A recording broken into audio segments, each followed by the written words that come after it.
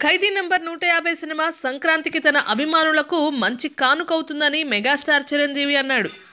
సంక్రాంతి పండుగ సందర్భంగా తన 150వ సినిమాతో పాటు వస్తున్న బాలకృష్ణ 100వ సినిమా గౌతమిపుత్ర శాతకర్ణిపై ఆయన స్పందించారు. బాలయ్య సినిమా కూడా ఆడాలని, తమ 2 సినిమాలు విజయవంతం కావాలని కోరుకుంటున్నానని తెలిపాడు మెగాస్టార్ చిరు.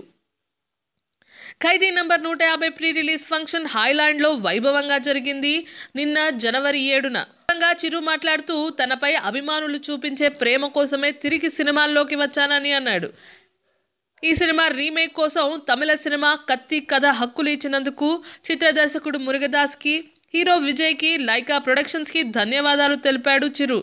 ఈ చిత్రంలో కామెడీ, ఎమోషన్, డ్రామా, ఓ సోషల్ మెసేజ్ వంటి అన్ని అంశాలున్నాయన్నారు.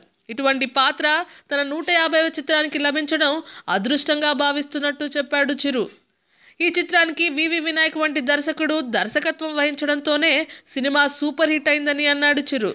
తమ సినిమాతో పాటు సంక్రాంతికి విడుదలవుతున్న బాలకృష్ణ గౌతమిపుత్ర శాతకర్ణి, శతమానం భవతి చిత్రాలు కూడా ఘన విజయం సాధించాలని ఆయన ఆకాంక్షించారు.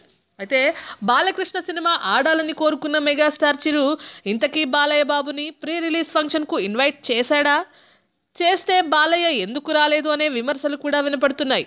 అయితే బాలయ్య గౌతమిపుత్ర శాతకర్ణి ఆడియో ఫంక్షన్కు చిరంజీవిని ఇన్వైట్ చేశాడు. చిరు కూడా అటెండ్ అయ్యాడు.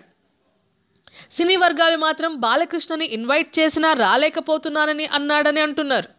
మొత్తానికి బాలకృష్ణ సినిమా కూడా ఆడాలని చిరు చెప్పడం మర్చిపోలేదు.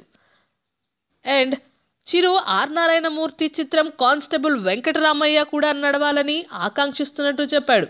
అయితే రీసెంట్గా నారాయణమూర్తి చిరు అండ్ బాలయ్యల సినిమాల కోసం థియేటర్లన్నీ బుక్ చేసుకుని సింగిల్ థియేటర్ కూడా ఇవ్వట్లేదని మీడియా ముందు ఆవేదన వ్యక్తం చేశాడు.